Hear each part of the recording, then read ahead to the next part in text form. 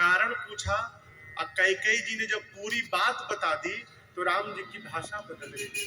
राम जी कहते हैं, अरे सुनो जननी सोई सुत बड़ भारी, जो भी तुम्हार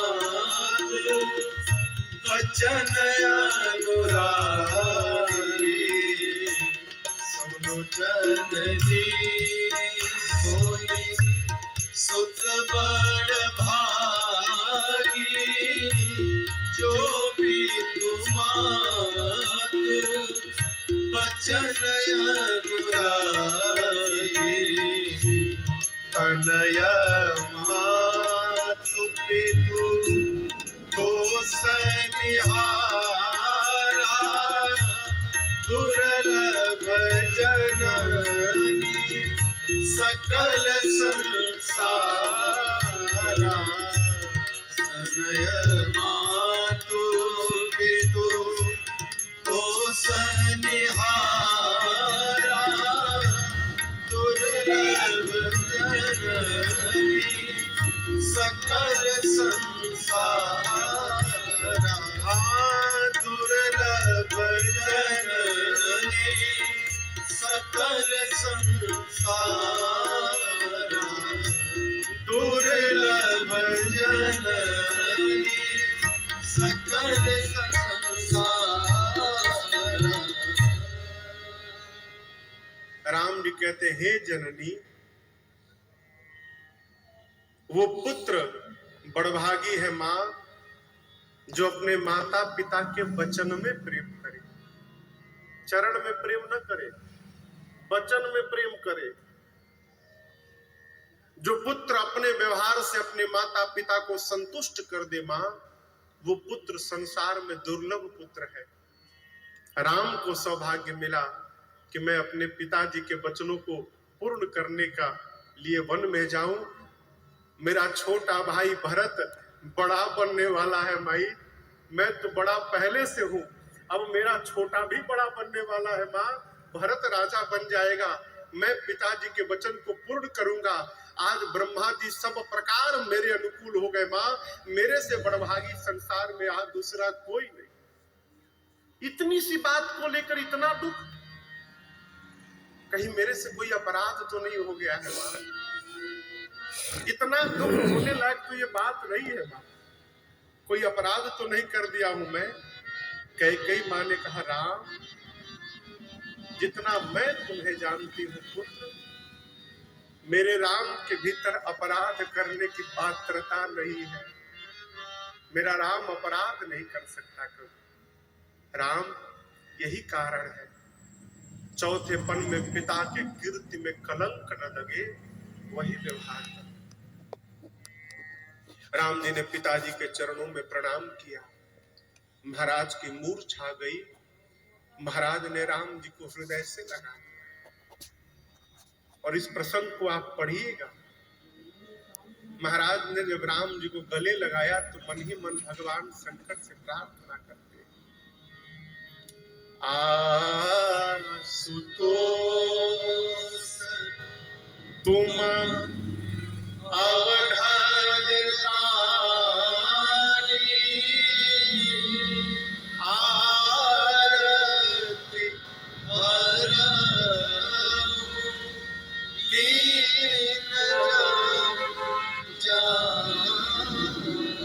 हे आशुतोष भगवान, आप अवधरदानी हैं, आप दुखियों के दुख को दूर करते हैं। दीन जानकर आज दशरथ का दुख दूर कर दीजिए नाथ। संसार में आज तक जितने पिता आपकी पूजा किए होंगे, आपसे यही प्रार्थना किए होंगे बाबा कि हे बाबा, ऐसी कृपा करिए कि मेरी संतान मेरी आज्ञा का पालन करे। परंतु आज मैं एक ऐसा भागा बाप हूं नाथ, जो आज आपसे प्रार्थना करना चाहता हूं नाथ, मेरी संतान मेरी आज्ञा का पालन न करे। मेरा राम मेरी आज्ञा का पालन न करे। प्रभु, आप राम को जाने मत दीजिए बाबा। राम जी ने पिताजी को समझाया, पिताजी क्यों दुखी होते हैं, कितने दिनों की बात है, 14 साल, बस यूं वन में जाऊंगा और यूं चला आऊंगा। आप चिंता मत कीजिए, मैं अभी माँ से विदा लेगा। राम जी दौड़ कर गए माँ कौशल्या के पास। माँ देखी तो नाचने लगी। माँ ने लाड़ा लड़ाया, पूछा राम तुम स्नान नहीं किए? अरे विलंब हो रहा है, युवराज बनाने के लिए पिताजी राह देख रहे होंगे। आओ कुछ मिष्ठान खाओ और तुरंत पिताजी के पास जाओ। राम जी ने माँ को पकड़ के बिठाया, कहा माँ आपको कुछ नहीं पता माँ। बोले क्या हुआ, राजा बनने वाले हो ना आज? राम जी बोले माँ पिताजी ने रात भर में धर्म का विचार कर लिया। माँ बोली मैं समझी नहीं। राम जी बोले माँ ये बताओ वन बड़ा है कि अयोध्या बड़ी है? जंगल बड़ा है कि अयोध्या बड़ा है? माँ ने कहा बेटा जंगल तो बहुत बड़ा है। राम जी बोले माँ मैं बड़ा बेटा हूं ना, तो बड़े बेटे को पिताजी ने बड़ा राजा बना दिया और छोटे बेटे को छोटा राजा बना दिया। माँ बोली मैं समझी नहीं। राम जी बोले माँ पिता दीन मोहि कानन राजू जहाँ सब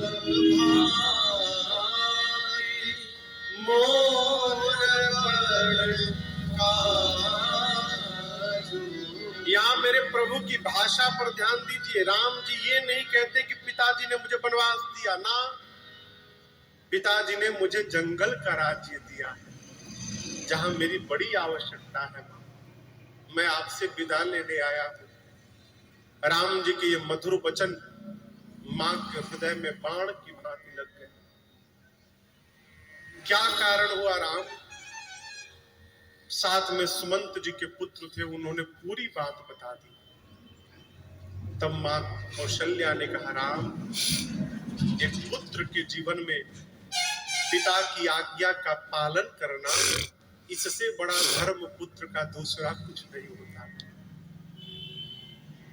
लेकिन राम यदि केवल तुम्हारे पिताजी ने तुमको बन जाने के लिए कहा है, पिताजी ने केवल, तो मैं मां हूं, मां का स्थान पिता से भी ऊपर होता है। मैं कहती हूं कि मेरा राम बन नहीं जाएगा। केवल पिताजी ने कहा है तो तुमको बन नहीं जाना, राम तुम बन नहीं जाओगे। लेकिन राम तुम्हारे पिताजी के साथ साथ यदि तुम्हारी माँ कैकेयी ने भी कहा है ना, तो लाला माँ की बात मानकर अवश्य बन जाना। माँ की बात मान कर जाओगे ना तो वो वन ही तुम्हारे लिए अयोध्या जैसा बन जाएगा और तुमको कोई कष्ट नहीं होगा। अवश्य जाना। अभी कौशल्या मैया राम जी से कह ही रही थी, तब तक सीता मैया चली आई। आकर प्रणाम करके बैठ गई। मर्यादा है, बोल नहीं सकती है। यहाँ गोस्वामी जी कहते हैं सीता मैया बैठ के आंचल लगाकर और अपने दाहिने पांव के अंगूठे के नाखून से धरती कूरे देने लगी। सीता जी ये धरती क्यों कूरे देने लगी? दुख के समय में जीव को केवल अपनी मां की याद आती है। दुख में दूसरा कोई याद नहीं आता। और सीता जी की मां कौन है? धरती पे। पांव से नाखून से धरती कुरेद कर सीता जी अपनी मां से बात करने लगी। मां प्रभु बन जाने वाले हैं, जाना तो मेरा भी तय हो गया है प्रभु के साथ में ही। हाँ क्या जाएगा ये अभी तय नहीं हुआ है। जाना तय है लेकिन क्या जाएगा ये तय नहीं है। यदि प्रभु लेकर जाएंगे माँ तो प्रभु के साथ मैं जाऊंगी। अब प्रभु यदि छोड़ कर जाएंगे माँ तो प्रभु के साथ मेरा प्राण चला जाएगा। अब जाना तो तय है, देखा जाए उनके साथ मैं जाती हूँ कि मेरा प्राण चला जाता है माँ ये पता नहीं। कौशल्या मैया ने राम जी से कहा राम ये वही सीता है जिनको आज तक कठोर धरा पर मैंने पांव रखने नहीं दिया। ये वही सीता है जिनको दीपक की बाती तारने के लिए भी मैंने नहीं कहा। ये वही सीता है जो कपि की आकृति देखकर डर जाती है, फोटो देखकर आपके साथ वन में जाना चाहती है। कहिए क्या आज्ञा है सीता के लिए। राम जी ने अनेक प्रकार से समझाया माँ को।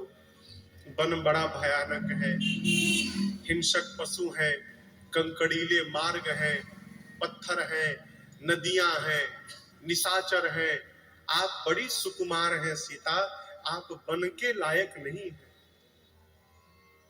जब प्रभु ने बात कही ना, तो मेरी किशोरी मैया ने केवल एक बात कही, प्रभु मैं वन के लायक नहीं हूं, आप वन के लायक है ना। क्या आप वन के लायक हैं? आपके लिए वन में रहना उचित है और मेरे लिए घर में बैठकर भोग भोगना उचित है। प्रभु एक स्त्री के साथ सब कुछ हो, सारे संबंध हो संसार के, बेटा बेटी भाई बहन माता पिता हितनाथ सगे संबंधी सब हो, लेकिन उसका पति न होना प्रभु सबका होना न होने के बराबर। जिस प्रकार जल के बिना नदी व्यर्थ है, प्राण के बिना शरीर व्यर्थ है, प्रभु उसी प्रकार आपके बिना मैं व्यर्थ हूं ना। आपके साथ वन में रहूंगी तो लगेगा महल में बैठी हूँ, आपके बिना महल भी मेरे लिए वन के समान दुखदायी हो गया। सीता जी की बात सुनकर प्रभु ने चलने की अनुमति दे दी। लक्ष्मण भैया आकर बैठ गए, मन में सोचते हैं देखो मेरे लिए क्या आज्ञा है। राम जी ने कहा भाई पिताजी बड़े दुखी हैं, आप यहां रहकर राजपाट संभालिए, परिवार को संभालिए। लक्ष्मण जी कहे प्रभु मान सरोवर में चलने वाले हंस के सिर पर आप मंदराचल पर्वत रखना चाहते हैं। मैं दूध मुहा बच्चा हूं ना, और कौन से पिताजी कौन सी माता है, मैं किसी माता पिता को नहीं जानता।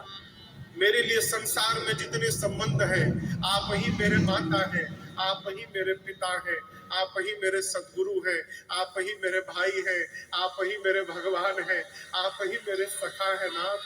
मैं संसार के सारे संबंध आप में देखता हूं, मैं आपको छोड़कर किसी को नहीं जानता। लक्ष्मण जी की इन बातों को सुनकर प्रभु ने उनको भी चलने की अनुमति दे दी। कह दिया जाओ मां से विदा लेकर आओ। लक्ष्मण भी आ गए। सुमित्रा मैया से विदा लेकर लक्ष्मण जी आए। प्रातः काल सजीवन साज समाज सब बनिता बंधु समेत, बंद विप्र गुरु चरण प्रभु चले करी सब ही। बलकल वस्त्र धारण करके माता पिता से अनुमति मांगकर प्रभु मैया भैया के साथ गुरुदेव भगवान के आश्रम में पहुंचे हैं। गुरुदेव भगवान को प्रणाम किया, ब्राह्मणों को बुलाकर आपने दान दिया है, प्रसाद दिया, याचकों को दान देकर संतुष्ट किया और गौरी गणपति भगवान का स्मरण करके भगवान वन की ओर चल पड़े। सुमंत जी से महाराज दशरथ ने कहा कि रथ लेकर जाओ, राम को रथ पर चढ़ाकर 4 दिन वन दिखाना और वन दिखाकर वापस ले आना।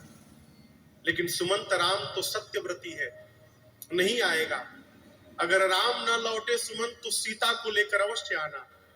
यदि सीता को भी लेकर नहीं आओगे तो तुम तो आओगे, मेरा प्राण चला जाएगा सुमंत। महाराज की बात मानकर सुमंत जी रथ पर राम लक्ष्मण जी सीता जी को बिठा कर लेकर गए। पूरी अयोध्या भगवान के रथ के पीछे दौड़ने लगे। अयोध्या वासियों को दौड़ता देख भगवान पहले दिन तमसा नदी के ही तट पर रुक गए। अयोध्या